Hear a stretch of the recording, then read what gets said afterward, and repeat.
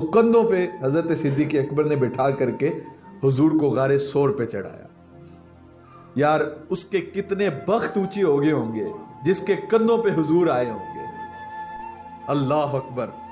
اب غار ثور کے اندر جانے کی باری آتی ہے تو حضور صلی اللہ علیہ وسلم سے مخاطب وہ کہتے ہیں حضور آپ ذرا یہاں پہ ٹھہریں، میں پہلے اندر جا کے دیکھوں کوئی موذی چیز تو نہیں ہے، کوئی چیز ایسی تو جی جو نقصان پہنچا سکے۔ تو پہلے اندر گئے اور چونکہ اندھیرا تھا تو سارے سوراخ پہلے صفائی کی، پھر اپنا امامہ اتارا اور سوراخ بند کیے، کپڑا تھوڑا تھوڑا پھاڑ کے سوراخوں کے اندر دیا۔ سوراخ زیادہ تھے تو آپ نے اپنا کرتا بھی اتار دیا، وہ بھی پھاڑ کر کے سوراخ بند کیے۔ ایک روایت کے مطابق یہ حضرت عمر کی روایت آپ کے سامنے پڑھ رہا ہوں، اور یہ بیان کرتے ہوئے حضرت عمر زاروں کی طرح رویا کرتے تھے اور کہتے تھے کاش میں انسان نہ ہوتا، ابو بکر صدیق کے سینے کا ایک بال ہوتا۔ یہ کون کہہ رہے؟ جن کے سائے سے شیطان بھاگتا ہے۔ یہ کون کہہ رہے؟ فرمایا میرے بعد کوئی نبی ہوتا تو وہ عمر ہوتا۔ یہ کون کہہ رہے جو مراد رسول ہے؟ یہ کون کہہ رہے جن کے بارے میں رسول نے فرمایا عمر تو جنت کا چراغ ہے؟ یہ کون کہہ رہے جن کے بارے میں رسول فرماتے ہیں لوگوں جب اچھے لوگوں کا ذکر کرتے ہو تو میرے عمر کا ذکر بھی کیا کرو؟ یہ کہہ رہے ہیں کاش میں صدیق کے سینے کا ایک بال ہوتا۔ محبت کا عالم دیکھیے، اللہ اکبر۔ تو حضور کو حضور ایک روایت کے مطابق ایک کے مطابق 2 سوراخ باقی تھے، وہاں پہ آپ نے اپنے پاؤں کی ایڑیاں رکھی اور عرض کرنے لگے حضور اب آپ اندر تشریف فرما، اب آپ پیچھے آئیے۔ حضور صلی اللہ علیہ وسلم نے ایک دن مخاطب ہو کر کے صحابہ سے کہا صحابہ مجھے تمہاری دنیا سے 3 چیزیں پسند ہیں، اگر آپ کی توجہ ہو تو یہ نہیں کہا میری دنیا، تمہاری دنیا سے 3 چیزیں پسند ہیں، خوشبو، منکوحہ عورتیں، اور فرمایا تیسرا نماز کے اندر میری آنکھوں کی ٹھنڈک رکھی گئی۔ حضرت صدیق اکبر بھی وہاں پہ موجود تھے۔ کہا حضور میری بھی ایک خواہش ہے۔ پوچھا وہ کون سی؟ عرض کی حضور نماز، روزہ، زکوٰۃ، حج یہ تو محبوب عبادتیں ہیں، لیکن اگر آپ مجھ سے پوچھیں نا میرے لیے سب سے بڑی محبت والی عبادت کون سی ہے تو پوچھا وہ کون سی ہے؟ کہا حضور آنکھیں میری ہوں اور چہرہ آپ کا ہو اور آپ کو جی بھر کے دیکھتا رہوں۔ اللہ اکبر۔ اب حضور صلی اللہ علیہ وسلم کو عرض کی کہ حضور آپ اندر تشریف لے آئیے۔ حضور اندر گئے، جا کر کے استراحت فرمانے لگے۔ حضرت صدیق اکبر کی ران کے اوپر حضور نے اپنا سر مبارک رکھا ہے اور آقا کریم استراحت فرما رہے ہیں، آرام فرما رہے ہیں، اور حضرت ابو بکر صدیق ٹک ٹکی باندھ کے دیکھ رہے ہیں۔ کیسا وہ منظر ہوگا، کیسے وہ لمحے ہوں گے جب اور کوئی شریک بھی کوئی نہیں دیکھنے والا، اور حضور آرام فرما رہے ہیں اور وہ اپنی کھلی آنکھوں سے حضور کو دیکھ رہے ہیں، اور خواہش بھی یہی تھی کہ جی بھر کے حضور کو دیکھ سکوں۔ لیکن ادھر ایک سانپ تھا، وہ باہر نکلنا چاہتا ہے، سارے سوراخ بند پاتا ہے، ایک طرف سے اسے انسانی گوشت کی خوشبو آئی تو اس نے آ کے وہاں پہ ڈنگ لگایا۔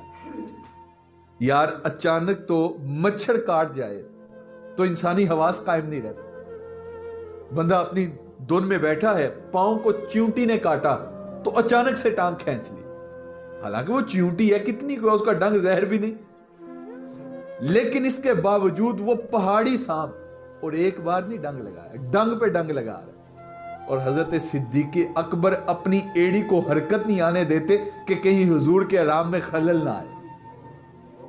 سارا دھیان اس طرف تھا کہ میری ٹانگ جو ہے وہ حرکت نہ کرے، تو جب زہر سرایت کرنے لگا اندر خون کی طرف تو پھر درد جو ہے وہ آنکھوں کے رستے باہر آیا، آنسو ٹپکنے لگے، حضور کی رخسار پہ گرے، حضور کی آنکھ بیدار ہوئی۔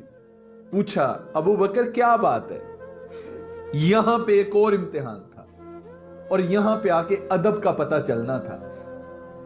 جب ہنگامی صورتحال ہو تو پھر بات جو ہے وہ تفصیل کے ساتھ نہیں کی جاتی، بات مختصر کی جاتی ہے۔ توجہ چاہوں گا کیونکہ صورتحال ہنگامی ہے نا۔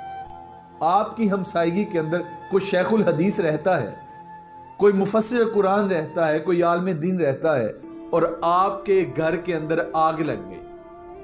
اب آپ نے اس کی مدد طلب کرنی تھی تو کیا آپ اس طرح دعوت دیں گے جس طرح نقیب محفل دعوت دیتا ہے؟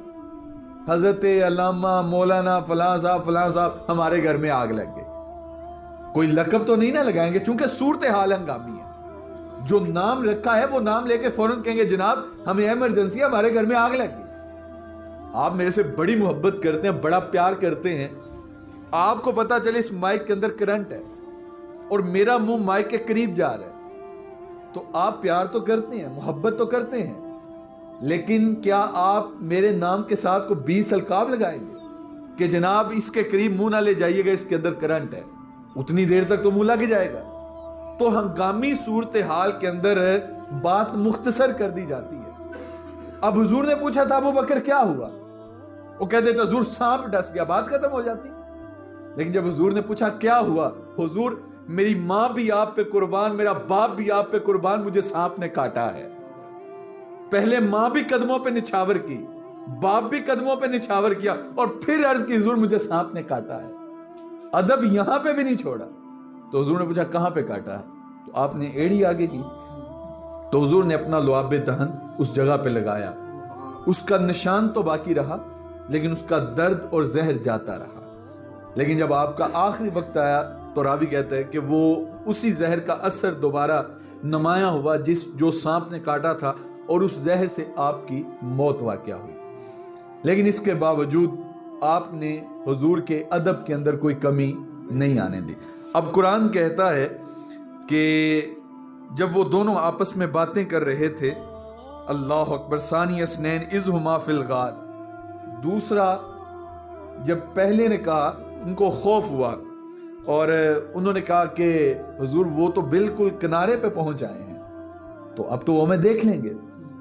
تو غار ثور کے اندر یہ تھے اور وہاں پہ عنکبوت نے جالا لگا دیا، مکڑی نے جالا تان دیا، اور فاختہ اور کبوتری کے لفظ ملتے ہیں کہ وہاں پہ انڈے دیے۔ تو کہنے لگے کہ تمہارا دماغ ٹھیک ہے، تم کہتے ہو یہ اندر ہیں، دیکھو یہاں پہ یہ انڈے اس بات کی نمائندگی کر رہے ہیں، اور ان کے اوپر وہ فاختہ بیٹھی ہوئی تھی، اگر وہ یہاں پہ آئے ہوتے تو یہ اڑ جاتی، اور اگر وہ یہاں سے گزرے ہوتے تو یہ جالے ٹوٹ جاتے۔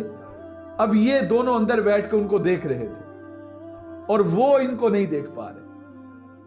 اللہ فرماتا ہے محبوب جب آپ ان کو دیکھ رہے تھے، کیا دیکھ رہے تھے کہ وہ آپ کو دیکھ رہے ہیں، آپ ان کے اس دیکھنے کو دیکھ رہے تھے، وہ آپ کو دیکھ رہے ہیں، دیکھ نہیں پا رہے، نگاہیں آپ کی جانب ہے اور آپ ان کو دیکھ رہے ہیں، ان کی آنکھیں پھٹی ہوئی ہیں، زمانہ کہتا ہے وہ دیکھ رہے ہیں، محبوب میں رب ہو کے کہتا ہوں انہیں نظر نہیں آ رہا۔ محبوب آپ ان کے اس دیکھنے کو دیکھ رہے ہیں۔ حضور اندر تھے، حضرت ابو بکر کو خوف ہوا، لا تحزن، اب یہاں پہ لا تخف نہیں کہا، قربان جائیں صدیق اکبر کے محبت پہ۔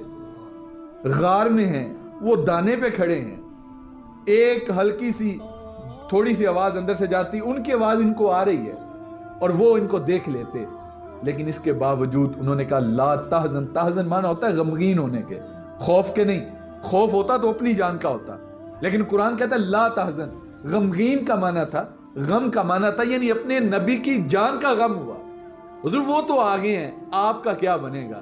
تو حضور نے کیا فرمایا، لا تحزن ان اللہ معنا۔ ابو بکر پریشان نہ ہو، تمہارا کیا خیال ہے ان دو کے بارے میں جن کے ساتھ تیسرا ان کا رب ہو؟ انہوں نے کہا حضور پھر تو کوئی پریشانی نہیں ہوگی۔ تو کہا پھر ہمارا اللہ ہمارے ساتھ ہے۔